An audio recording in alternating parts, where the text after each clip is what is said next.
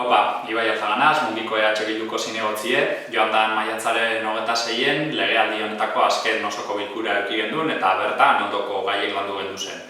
Alde batetik, Larramendi ikastolako obra batzuk interes berezikotzat deklaratzea, era horretara instalazio eta obren zergan hobari eskatzeko modu edekielako, bardin jokatzen dugu beti ikastetxeen kasuen eta oraingo honetan be hau batez onartu izen zen.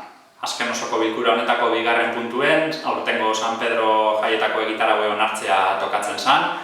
Jai batzordeak landu ohi dau egitarau eta onarpena osoko bilkuran egon bardako eta ohikoa danez, oraingo honetan be hau batez onartu izen zen. Eta osoko bilkurako azken puntu modure, energia elektrikoaren hornidurarako esparru akordiora atxikitzea bozkatu behar zen. Esparru akordio hau dagoeneko indarrean dau eta mungia horretara atxikitute dau. Diputazioak Iberdrola Gas indarrean dekon akordio baten ondorioz, Bizkaiko udalerriek aukera dekie horretara atxikitzeko abantaila batzuk lortuz. 2022ko abenduen dagoeneko akordio honetara atxikitzea bozkatu behar izen zen. Guk orduen aipatu gendun, gure ustez kontratu hau bertan bera itxi behar zala eta kontratu barri baten esleipena egin barko zala baldintzetan jasoz hornitzen jakun energia elektriko hori ehuneko ehunean jatorri berriztagarrikoa dela.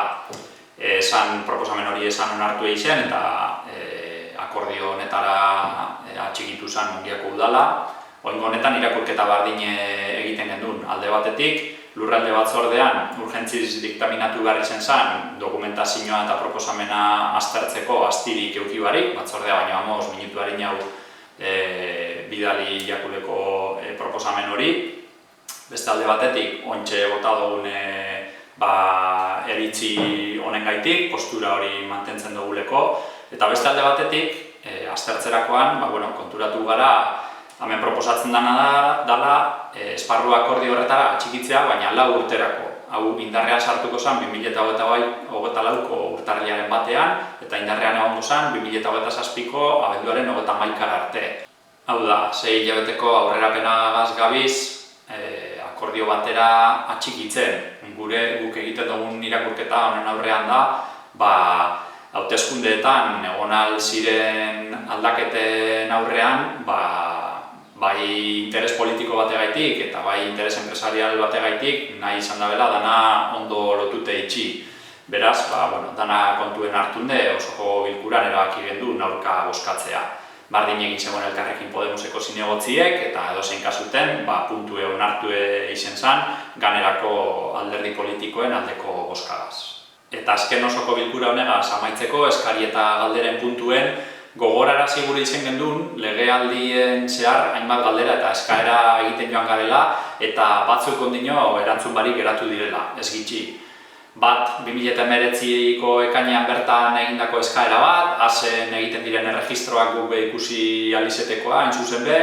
2022ko otsailean eskatu gendun, jakin gure gendulen Mungiko alkarteek ze irizpide eta ze baldintza bete behar da diru laguntzak eskatzeko. Azaroan, gazteen alokairurako laguntzei buruzko informazioa eskatu gendun. Aurtengo otsailean Mungiko udalak elkarte desbardinekaz dekozen hitzarmenen kopiak eskatu gendu zen. Aprileko kontu batzordean landutako puntu bategaz lotutako galderako egin gendu zen, entzuzen be, fakturei kontu hartzaileak esarritako eragozpen berezi batzuei buruzko galderak egin gendu zen.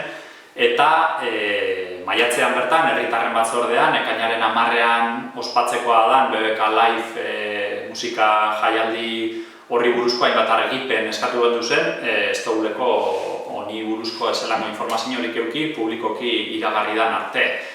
Ikusten dugu Mungiako udalaren babesa dekola jaialdi horrek, baina jakin gure gendun, ze eratako babesa dekon, diruz lagunduko dan, azpiegiturak eskainiko diren, hitzarmenik edo kontraturik sinatu dan antolatzaileekaz, ze lan baldintza eukiko da dezen bertan lanean egongo diren pertsonek.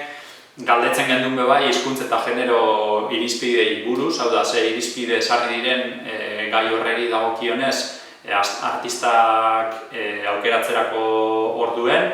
Ikusten duguleko alde batetik taularatuko diren artisten artean emakumeen kopurue oso urrie dela, eta beste alde batetik artista horrek euren musikan erabiltzen dabezen hizkuntzak ikusite, euskerak leku txiki edukiko dauelako. Eta beste alde batetik, ia segaitik ez dauen herrien dekogun eszena oparoagaz, ia segaitik ez dauen bertako artistarik.